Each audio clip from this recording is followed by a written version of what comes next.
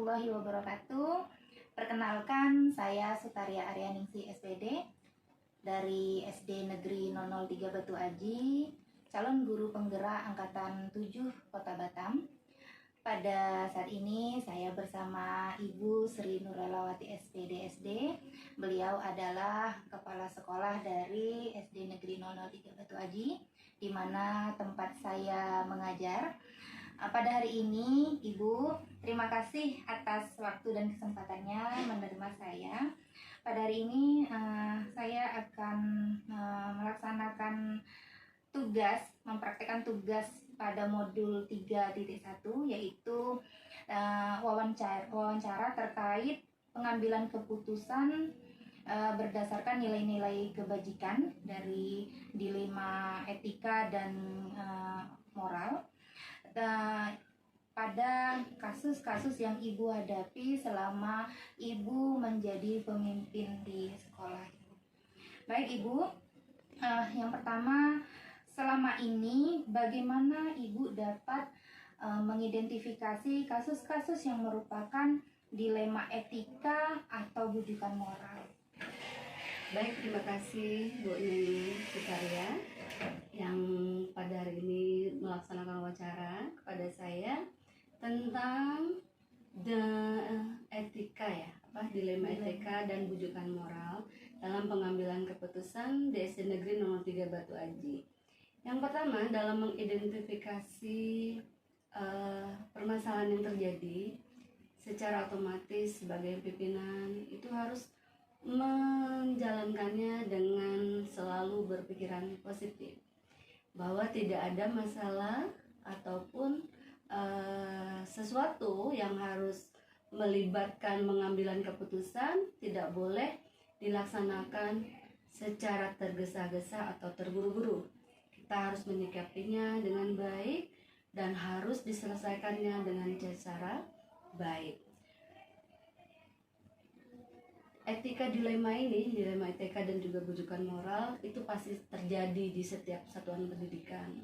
Dan mengidentifikasinya, yang pertama harus kita identifikasi permasalahan itu apa.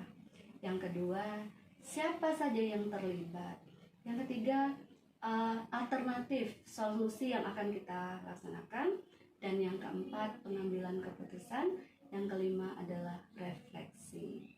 Baik Ibu, kalau selama ini bagaimana Ibu menjalankan pengambilan keputusan di sekolah Ibu, terutama untuk kasus-kasus di mana ada dua kepentingan yang sama-sama benar atau sama-sama memiliki nilai kebajikan, Bu? Nah, sekali lagi kita harus berpikiran positif dan bertindak positif, karena hal ini menyangkut kaitannya dengan orang banyak.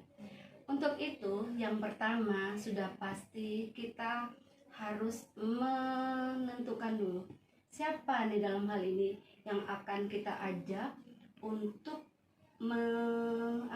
menganalisis permasalahannya, seperti itu. Jadi setelah dianalisis, terus kita tentukan langkah-langkah alternatif tadi. Langkah-langkah alternatif, karena nih dalam dilema etika itu kan sama-sama benar. Sedangkan bujukan moral itu tentu ada yang salah dan ada yang benar dalam pengambilan keputusan. Untuk itu kita panggil, kita libatkan juga siapa yang dapat membantu memberikan solusi. Karena sebagai kepala sekolah tidak boleh langsung menjustify, tidak boleh. Semuanya harus kita pandang, semuanya adalah untuk kepentingan bersama, dan untuk itu perlu dilaksanakan dengan tadi langkah-langkah yang tadi sudah saya sebutkan. Baik Bu, berarti melibatkan beberapa orang ya Bu ya untuk mengambil keputusan, mengajak diskusi untuk prosedur dari pengambilan kebijakan itu ya Bu ya. Jadi tidak serta-merta Ibu sendiri gitu ya Bu ya. Tidak boleh seperti itu. Baik. Sekarang ini Bu, untuk hal-hal apa saja yang selama ini Ibu anggap efektif dalam pengambilan keputusan pada kasus-kasus dilema etika Bu? Nah, jadi sebetulnya di dalam dilema etika ini ada yang sifatnya urgent, harus cepat, dan juga ada yang masih membutuhkan waktu. Nah, yang sifatnya urgent ini, yang harus segera kita selesaikan, itu memang butuh satu kompetensi kepala sekolah dalam hal ini, dalam bidang ini. Tapi tadi tujuannya adalah menyelesaikan dengan hasil baik, keputusan yang ada nilai kebajikannya. Jadi pertama, kalau di SD 03 Batu Aji ini kan ada tim mutu, ya, ada tim mutu. Tim mutu itu kan tim 8 standar, dan juga kita ada komite sekolah, dan ada juga tim paguyuban sekolah. Itu sangat-sangat efektif untuk kita libatkan dalam pengambilan keputusan yang terjadwal, ya, yang terjadwal. Jadi dalam dilematik harus berdiskusi seperti itu. Tapi kalau yang sifatnya urgent tadi, dengan sifat yang urgent ya, harus dengan segera, berarti memang butuh kompetensi kepala sekolah dalam hal ini. Keren sekali Ibu. Nah, hal-hal apa saja Bu yang selama ini merupakan tantangan dalam pengambilan keputusan pada kasus-kasus yang pernah Ibu hadapi Bu? Dalam dalam mengatasi dilema etika dan juga bujukan tadi. Sudah pasti merasa benar. Kita harus garis bawahi bahwa dalam dilema etika ini tujuannya adalah benar, dan pengambilan keputusannya pasti harus juga benar. Nah, untuk mengatasi hal ini, segala keputusan yang sudah diambil dalam kurun waktu lalu itu kita evaluasi. Harus dievaluasi, benar nggak kebijakan ini, harus terus dievaluasi, dan kita sebagai pimpinan itu harus sudah mempunyai langkah-langkah, 11 step langkah, ini action 1, action 2, action 3, alternatif 1, alternatif 2, dan alternatif 3. Jika masih belum lah kira-kira, terus kita evaluasi dan kita refleksi. Berarti Ibu dalam pemecahan suatu kasus berarti ada step-step yang ini ya Bu ya. Pasti. Nah, sudah pasti. Lalu Bu, kalau untuk misalnya nih, jadi apakah Ibu memiliki suatu jadwal atau dalam sebuah penyelesaian kasus dilema etika, misalnya gini, apakah Ibu langsung menyelesaikan di tempat pada hari itu atau melalui satu bentuk prosedur gitu Bu? Secara psikologis dulu, kita harus lihat secara filosofi dan psikologisnya, karena pasti bertentangan. Jangan ketika harus hari itu juga, tidak boleh. Secara psikologis pasti ada pembenaran dari masing-masing pihak. Jadi kunci utama adalah komunikasi, dalam garis miring berdialog. Lebih bagus lagi di coaching. Seperti itu, tidak boleh dengan cepat. Terus kita juga siap sebagai pimpinan menerima masukan-masukan dari bolehlah dikatakan senior. Karena di sekolah kita ini saya termasuk golongan tengah, bukan golongan yang senior dalam kata umur ya. Tapi umur itu umur yang banyak belum tentu kita dewasa dalam mengambil suatu keputusan. Karena keputusannya sifatnya untuk bersama dan kebaikan, seorang pimpinan harus melalui tahapan itu. Jadi lihat aspek psikologisnya dan filosofinya seperti apa. Baik. Ini Bu, kalau Ibu selama pengambilan keputusan, apakah ada seseorang atau faktor-faktor apa yang selama ini mempermudah atau membantu Ibu dalam pengambilan keputusan Bu, dalam Ibu menghadapi kasus dilema etika ini? Nah, seperti saya katakan tadi, kita akan menentukan siapa saja yang terlibat, ya, siapa saja terlibat, dan dilema etikanya itu dalam apa, dalam kegiatan apa, apakah dalam pembelajaran ataupun dalam kegiatan sekolah ataupun yang menyangkut orang tua ataupun kegiatan di masyarakat. Itu harus kita lihat aspeknya. Tentukan siapa yang terlibat. Saya pastikan orang-orang yang terlibat itu yang sudah memang di sekolah itu sudah mengambil andil dan berperan. Kan di sekolah kita ada tim mutu, ada tim mutu yang bisa memberikan masukan dan juga langsung bisa saling berkoordinasi seperti itu. Nah, jadi step by step, kecuali sifatnya yang tadi urgent dan harus segera. Tapi kalau terjadwal berarti dengan langkah-langkah yang sudah kita tetapkan. Luar biasa Ibu. Bu, ini pertanyaan terakhir Bu. Nah, jadi dari hal yang telah Ibu sampaikan tadi, semuanya itu pembelajaran apa yang Ibu dapat atau yang Ibu petik dari pengalaman Ibu selama mengambil keputusan yang terkait dengan dilema etika ini, Bu? Dalam dilema etika dan bujukan moral ada 3 hal yang dapat saya ambil. Yang pertama itu kita melakukan demi kepentingan orang banyak. Jadi keputusan itu bukan harus power, harus diktator, enggak. Yang kedua itu menjunjung tinggi prinsip. Ya, prinsip dan nilai-nilai harus kita tunjung tinggi di sekolah kita. Kita kan punya aspek perilaku SD Negeri 003 Batu Aji. Perilaku kan menyangkut etika. Dan yang ketiga itu melakukan dengan harapan, ya Allah kan gimana ya, maha mengetahui, maha adil dan bijaksana. Saya melakukan suatu tindakan atau keputusan, saya juga bermohon semoga tindakan dan keputusan itu juga bisa terjadi kepada saya secara pribadi. Jadi tidak boleh kita terlalu dalam menentukan keputusan. Jangan sampai satu keputusan yang sifatnya egois atau mementingkan diri sendiri, itu tidak Yang boleh. pastinya berlandaskan kepentingan orang banyak. Banyak ya, berlandaskan kepentingan orang banyak. Terus kita menjunjung tinggi prinsip-prinsip dan nilai. Yang ketiga adalah berharap kepada Yang Maha Kuasa kan. Kita juga akan menerima imbalnya dalam berupa kebaikan. Karena walaupun saya pimpinan sekarang, saya juga pasti menerima keputusan apabila terjadi dilema etika dan bujukan moral untuk saya secara pribadi. Luar biasa sekali, sangat memberikan pencerahan kalau untuk saya Bu pribadi. Jadi apa yang telah Ibu sampaikan dari pertanyaan demi pertanyaan itu Ibu jawab dengan sangat, saya sampai spesialis Bu. Saya berharap ya suatu saat saya bisa apa yang sudah Ibu terapkan itu bisa saya pedomani gitu ya Bu ya ke depannya Ibu. Terima kasih banyak Ibu atas waktu dan kesempatannya. Saya izin dulu. Assalamualaikum warahmatullahi wabarakatuh. Waalaikumsalam warahmatullahi wabarakatuh.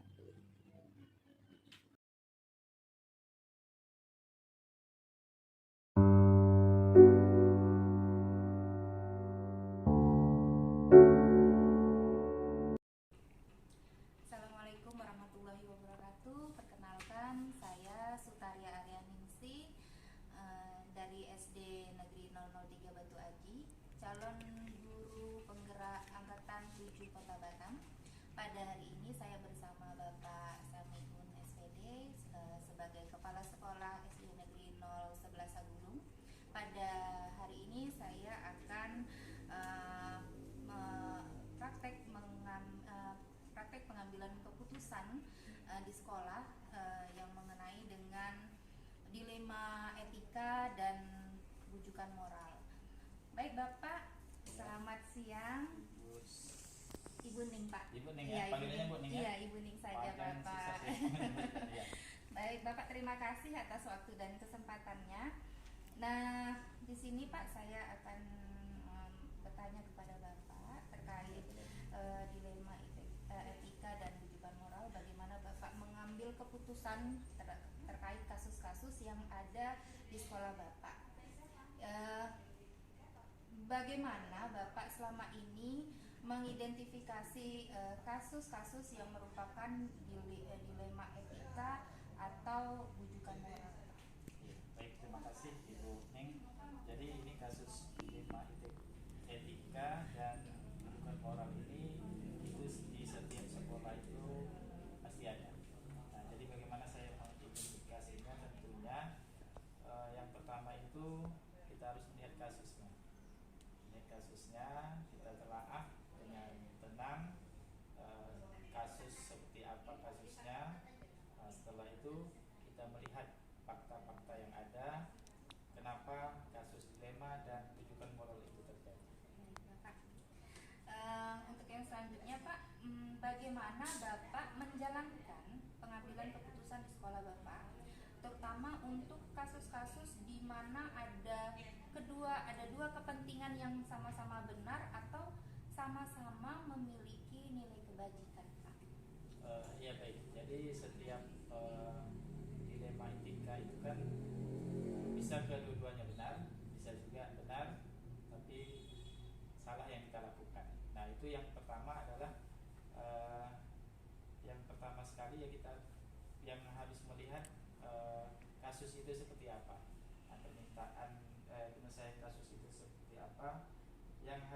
Yang biasanya saya lakukan itu adalah melakukan musyawarah terlebih dahulu dengan yang bersangkutan, dengan menerapkan prinsip tidak ada dirugikan antara kepala sekolah dan dengan guru yang terlibat dengan kasus tersebut. Tentunya ini diselesaikan dengan suasana yang tenang, dengan musyawarah yang dengan baik. Seperti itu. Lalu Pak, langkah-langkah atau prosedur seperti apa Pak yang bisa Bapak lakukan? Oh baik, jadi langkah-langkah itu yang pertama tentunya kita memanggil guru tersebut, kita harus membicarakan dulu penyebab terjadinya seperti apa, dan setelah itu saya bisa memberikan solusi atau kita sama-sama memberikan solusi supaya keputusan yang kita ambil itu lebih tepat. Mungkin seperti itu. Iya. Luar biasa ya Pak ya. Untuk ini Pak, hal-hal apa saja yang selama ini Bapak anggap efektif dalam pengambilan keputusan pada kasus-kasus dilema etika yang ada di sekolah Bapak? Baik, jadi setiap dilema etika itu tentunya berbeda-beda sesuai dengan kejadian tertentu. Jadi hal yang saya lakukan supaya efektif itu yang pertama tentunya berkaca dari kasus yang sudah pernah ada, yang sudah kita putuskan. Terus melakukan komunikasi dengan pihak atau dengan guru-guru yang ada di sekolah, guru-guru senior atau orang yang kami anggap bisa memberikan solusi. Tentunya ini diselesaikan dengan bersama-sama. Kalau tantangannya dalam pengambilan keputusannya bagaimana Pak? Tantangannya ini tentu di lain pihak kita harus melaksanakan keputusan itu sesuai dengan aturan berlaku. Tetapi di lain pihak lagi ada hati nurani yang harus kita utamakan. Nah, jadi ini harus seimbang yang harus kita lakukan. Jadi tantangannya itu antara yang benar dengan yang tidak harus kita ambil keputusan. Itu saja. Ya Pak. Kalau untuk penyelesaian kasusnya Pak, apakah ada jadwal tertentu terkait penyelesaian kasus dilema etika? Apakah misalnya Bapak langsung menyelesaikannya di tempat atau memiliki jadwal-jadwal tertentu atau ada prosedur-prosedur tertentu gitu Pak? Ya tentunya berdasarkan satu kasus itu kalau memang bisa diselesaikan saat itu kita selesaikan saat itu, kalau tidak kita menunggu waktu kapan kasus itu bisa kita selesaikan. Kalau untuk misalnya gini Pak, apakah ada faktor-faktor atau seseorang yang mempermudah Bapak dalam membantu pengambilan keputusan dalam kasus dilema etika Pak? Oh tentunya, jadi kalau secara langsung kepala sekolah tidak bisa menyampaikan, tentunya kita membutuhkan teman dekat dari seseorang, dari dia, bahwa nanti saya akan menyampaikan hal yang harus dilakukan. Kalau memang terjadi kasus seperti itu, kita sampaikan ke kawannya supaya nanti bisa menyampaikan dengan guru tersebut. Baik Pak.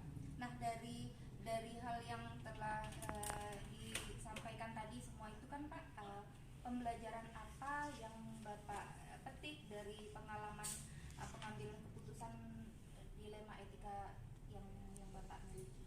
Oh, baik, jadi setiap pengalaman dari dilema etika dan rujukan moral tadi tentunya banyak pengalaman yang bisa kita ambil. Jadi dalam mengambil keputusan, menentukan keputusan itu ada hal-hal yang harus kita pertimbangkan, bahwa kebijakan yang kita ambil, keputusan yang kita ambil itu kalau bisa menyenangi semua kedua belah pihak, baik itu sebagai kepala sekolah Bapak Ibu sebagai guru yang tersangkut kasus dilema etika tersebut. Baik Bapak, terima kasih banyak Bapak ya. Ini untuk pertanyaannya kayaknya sudah selesai. Terima kasih banyak Bapak telah membantu saya untuk memberikan pencerahan terkait bagaimana pengambilan keputusan dalam dilema etika atau moral ya Pak ya. Terima kasih banyak Bapak atas waktu dan kesempatannya. Sama-sama. Assalamualaikum warahmatullahi wabarakatuh. Kembali kasih.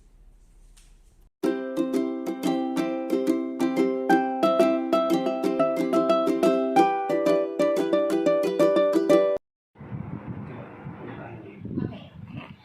Assalamualaikum warahmatullahi wabarakatuh. Perkenalkan, saya Sutaria Arianingsih dari SD Negeri 003 Batu Aji. Saya CGP Angkatan 7 Kota Batam. Pada hari ini saya bersama Bapak Asran SPD, beliau Kepala Sekolah dari SD 019 Kagulung.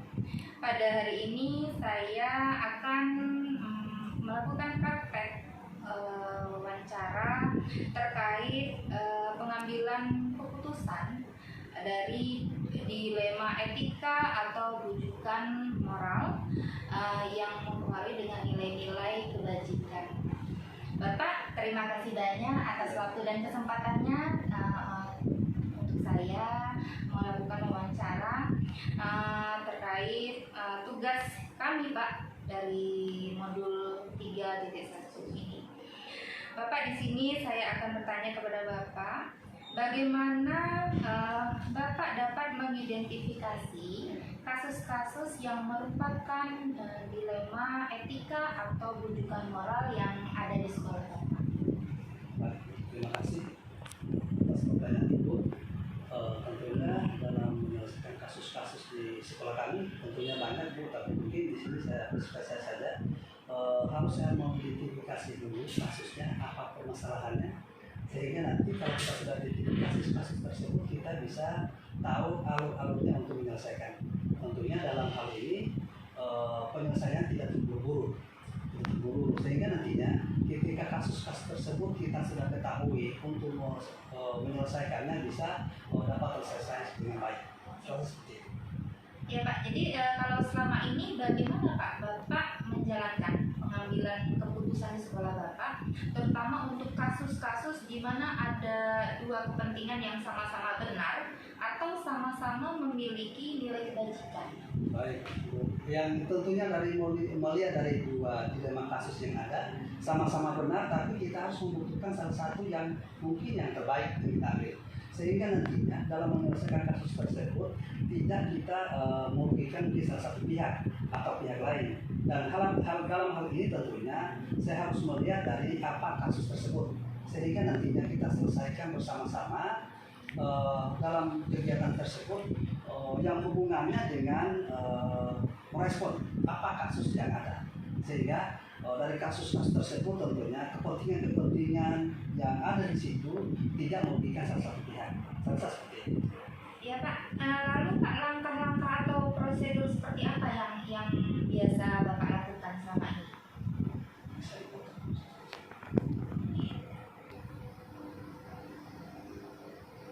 Baik Bapak, kita masuk ke pertanyaan yang ketiga. Langkah-langkah atau prosedur seperti apa yang biasa Bapak lakukan selama ini terkait pengambilan keputusan di dilema etika atau rujukan moral Pak? Baik. Dalam hal kasus ini tentunya kita melibatkan beberapa pihak, ya, tentunya di sekolah, ya, mungkin stakeholder, bisa saja guru-guru yang lain, bisa saja bagian kurikulum, atau yang kita anggap kompeten untuk sama-sama produk bersama-sama membicarakan untuk menyelesaikan kasus-kasus tersebut, sehingga nantinya ketika nanti sudah kita selesai melaksanakan tidak ada yang merasa dirugikan. Selesai seperti itu.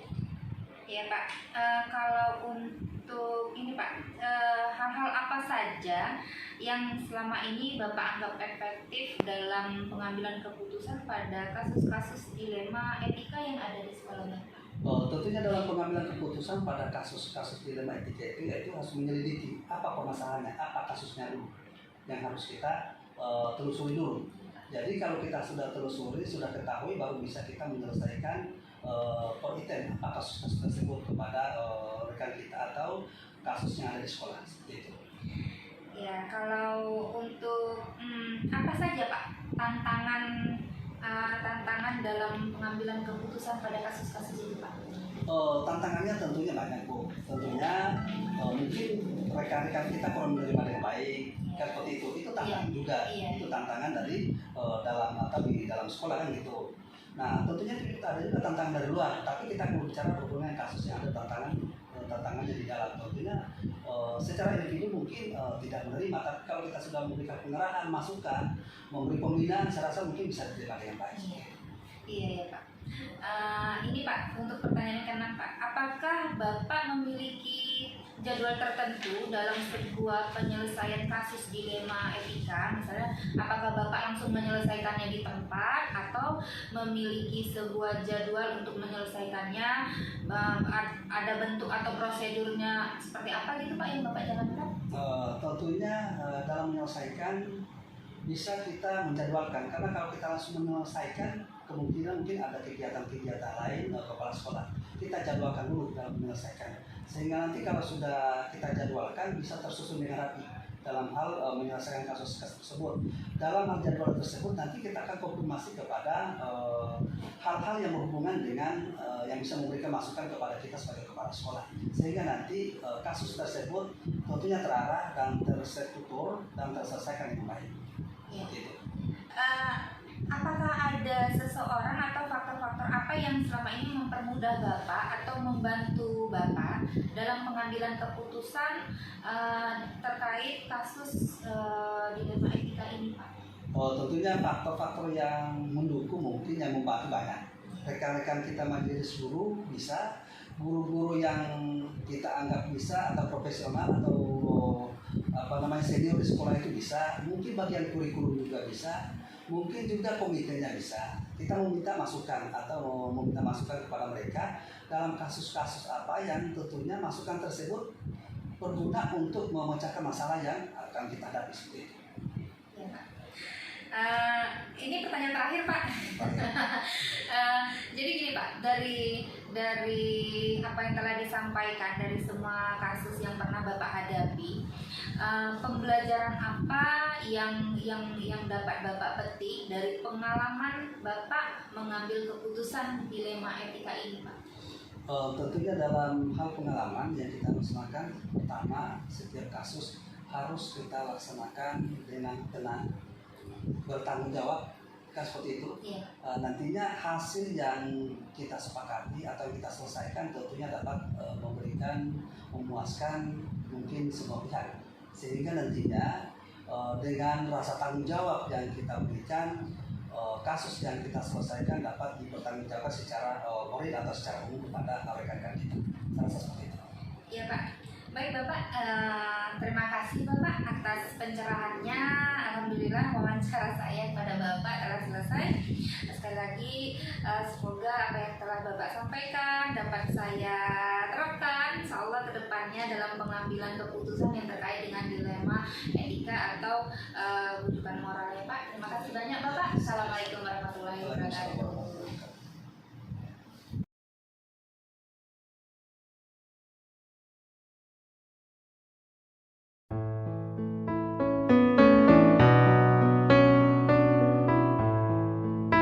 Assalamualaikum warahmatullahi wabarakatuh. Perkenalkan, saya Sutaria Aryaningsih dari SD Negeri 003 Batu Aji, CGP Angkatan 7 Kota Batam. Adapun yang bersama saya Bapak Imam FPD. Beliau adalah kepala sekolah dari SD Negeri 012 Sagulung.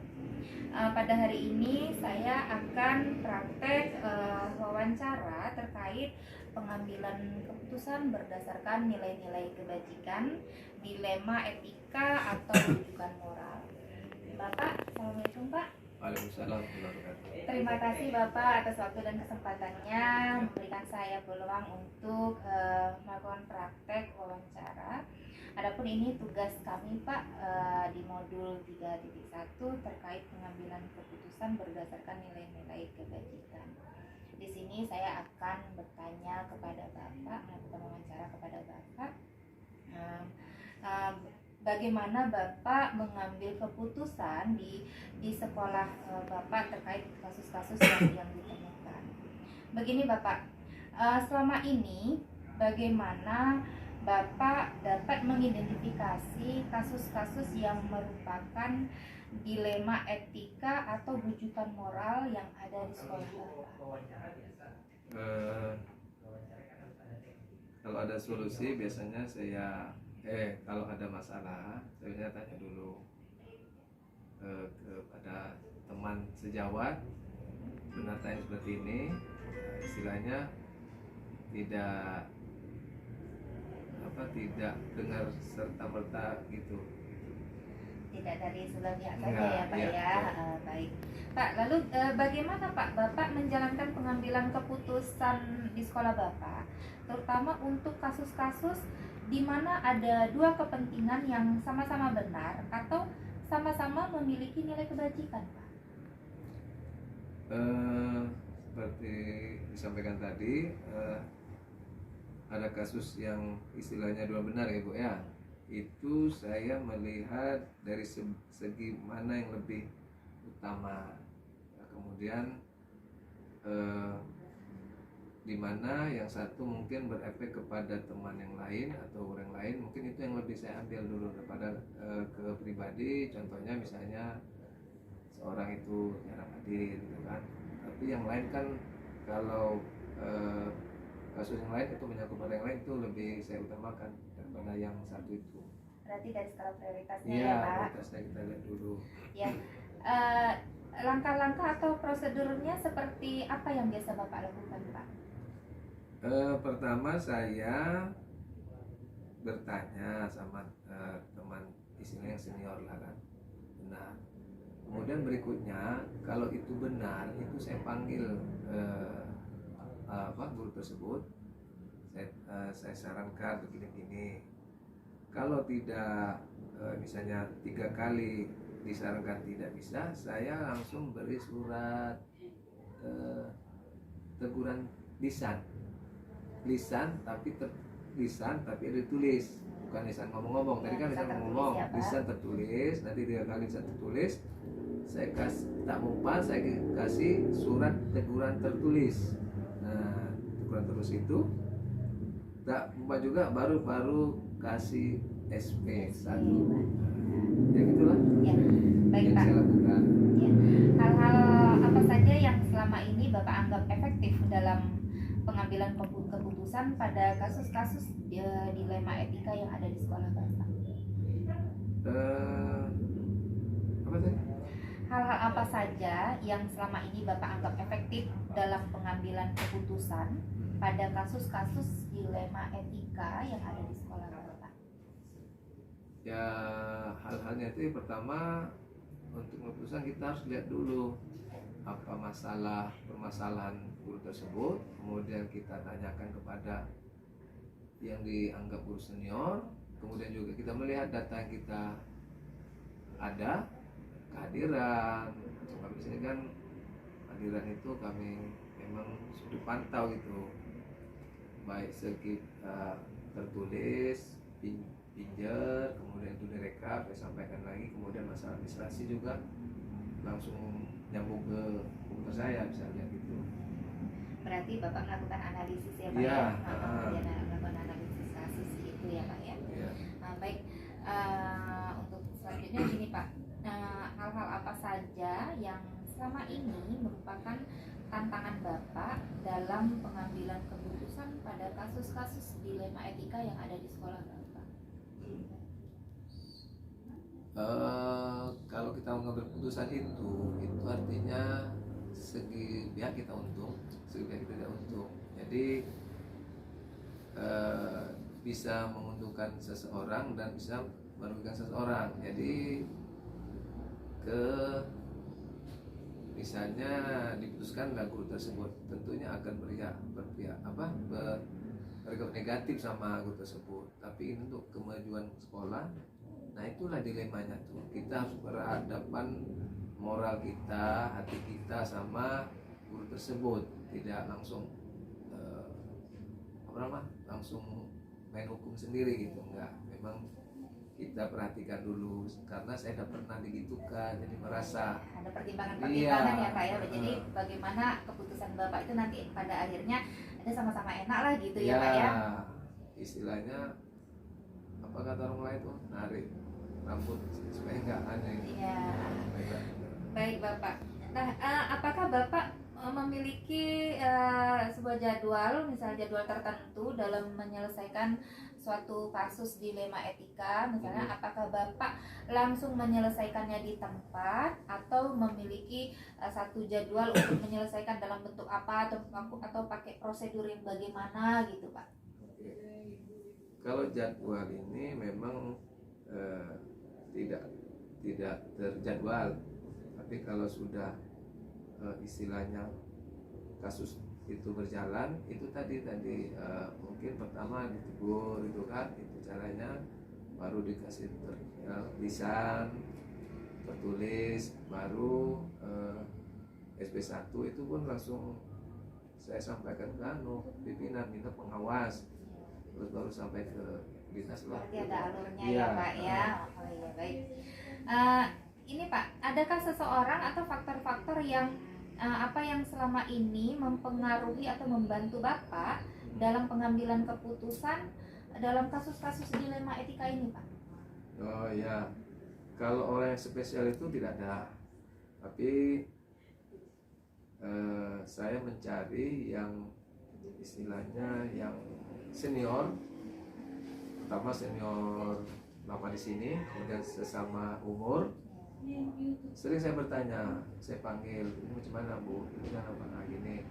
Nah itulah istilahnya, kalau yang seseorang itu setiap kasus itu bukan kasus aja, pokoknya saya sering minta pertimbangan sama guru yang senior sini. Itulah Bu. Jadi istilahnya kalau orang yang spesial nggak ada, tapi kalau orangnya berbeda-beda, kok ini lain gitu. Jadi banyak bertanya kepada yang lebih Iya, Pak ya, yang iya. lebih senior untuk pertimbangan itu ya Pak ya. Iya. Baik Pak, ini pertanyaan yang terakhir. Nah dari hal yang telah Bapak sampaikan, pembelajaran apa yang Bapak petik dari pengalaman Bapak dalam mengambil keputusan dilema etika ini Pak? Bahwa dalam kita mengambil keputusan, kita harus berpikir 360 derajat. Kita melihat ya guru tersebut punya masalah di rumah, kita nggak tahu kan guru tersebut ada masalah utang atau apa, tetap kita pertimbangkan itu, tidak serta merta kita harus berpikir mungkin dia ada masalah ini gitu. Jadi pembelajarannya kita jangan menghukum seseorang tanpa melihat usul kesalahannya dulu ya. Berarti dari semua sudut pandang ya Pak Iya. ya, kita harus melihat permasalahan itu Pak. Jadi Iya. tidak hanya satu titik saja Iya. ya Pak ya, Iya. agar dapat mengambil keputusan yang bijak gitu Pak. Iya. Baik Bapak, alhamdulillah pertanyaannya sudah selesai. Ini ada 8 pertanyaan. Tadi saya terima Iya. kasih banyak atas pencerahannya, apa yang telah Bapak sampaikan. Iya. Semoga saya kedepannya juga dapat menerapkan gitu, dapat menerapkan dalam pengambilan keputusan yang ada nilai-nilai kebajikan terkait dilema etika ini Bapak. Terima kasih banyak. Assalamualaikum warahmatullahi wabarakatuh Bapak. Waalaikumsalam warahmatullahi wabarakatuh.